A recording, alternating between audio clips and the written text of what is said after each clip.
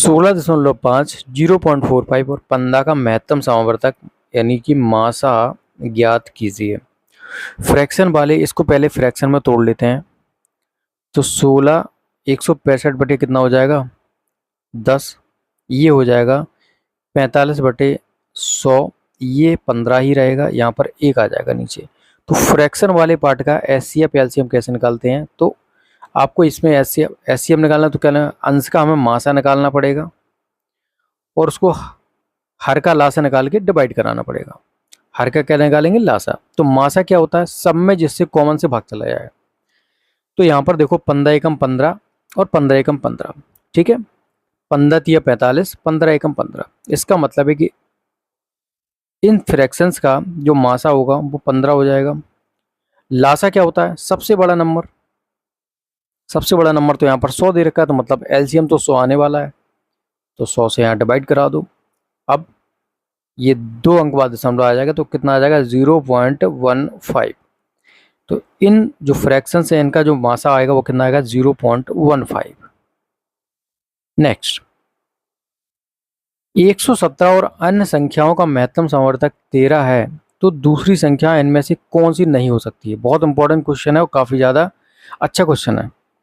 ये बोला जा रहा है एक संख्या तो आपकी 117 दे रखी है, तो और उनका जो मासा है ना दो संख्याओं का, उनमें से जो मासा है वो 13 दे रखा है, और दूसरी संख्या इनमें से कौन सी नहीं हो सकती। देखिए 117 के अगर हम फैक्टर करें, 13 तिया 39 तिया 117, 117 के ये हो गए फैक्टोरियल। 169 के करते हैं, कितने बजाएंगे 13 मल्टीप्लाई बाई 13, ओके।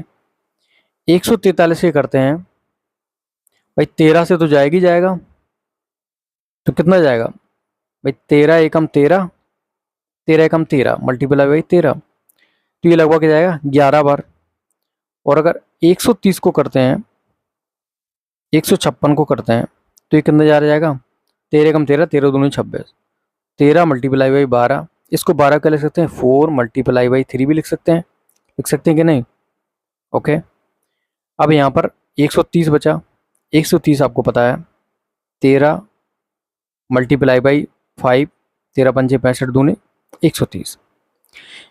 मतलब क्या बोल रहा जा रहा है क्वेश्चन में कि 13 अगर इनका मासा दे रखा है तो दूसरी संख्या इनमें से कौन सी नहीं हो सकती। भाई अगर हम इस पे गौर करो, 117 पे गौर करो आप, और गौर करो किस पर 156 पर। हाईएस्ट कॉमन फैक्टर क्या होता है, एचसीएफ क्या होता है, जो दोनों में कॉमन हो।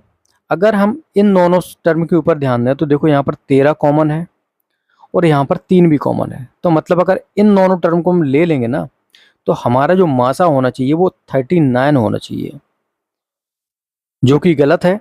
हमें यही बोला जा रहा है कि दो संख्याएं ऐसी हैं जिनका मासा सिर्फ 13 है और कुछ नहीं हो सकता। तो अगर हम 169 के ऊपर ध्यान दें तो यहाँ देखो 13 मल्टीप्लाई बाई 13, मतलब 13 के अलावा और कुछ कॉमन नहीं है। यहाँ पर 11 मल्टीप्लाई बाई 13, यहाँ पर एक 13 कॉमन है, बाकी 11 है, ठीक है। लेकिन यहाँ पर तो एक ही 13 है। यहाँ पर भी देखो 13 फिर 5 फिर 2, तो 156 एक ऐसी संख्या होगी अगर इसको हम ले लेंगे दूसरी संख्या के अंदर, तो इनका जो दोनों संख्याओं का मासा है वो 39 होना चाहिए। इस प्रकार से ये ऐसी संख्या है जो नहीं हो सकती है, क्योंकि इनका मासा अलग हो जाएगा, 13 नहीं होगा। That's it.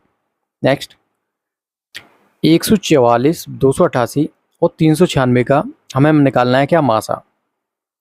तो मासा क्या होता है, जो सब में कॉमन होता है। तो 144, 288 एंड 396 का अगर मासा निकालें तो देखो 4 से तो सब में भाग जा ही रहा है। 4 तिया 12, 4 छंग 24, 4 7 28, 4 दूनी 8, 4 नमा 36 हो जाएगा, फिर बचेगा तो 4 नमा 36 हो जाएगा। अब यहाँ पर आप एक चीज़ दे सकते हो, 6 3 9 7 2 9, यहाँ पर इनमें 3 से भी भाग जाएगा। 3 एकम 3, 3 दूनी 6, 3 दूनी 6, 3 चौको 12, 3 त्रिका 9, 3 त्रिका 9, फर्दर 3 से भाग जाएगा। देखिए 3 चौको 12, 3 अट्ठे 24 और 3 एकम 3, 3। अब आप यहाँ पर देखो ये प्राइम नंबर आ चुका है, तो मतलब इनका जो मासा है वो इतना ही होगा। कितना होगा 4 3 3, 4 तिया 12 तिया 36, तो इनका जो मासा होगा वो क्या होगा 36। That's it. Next, okay that's what for today. If you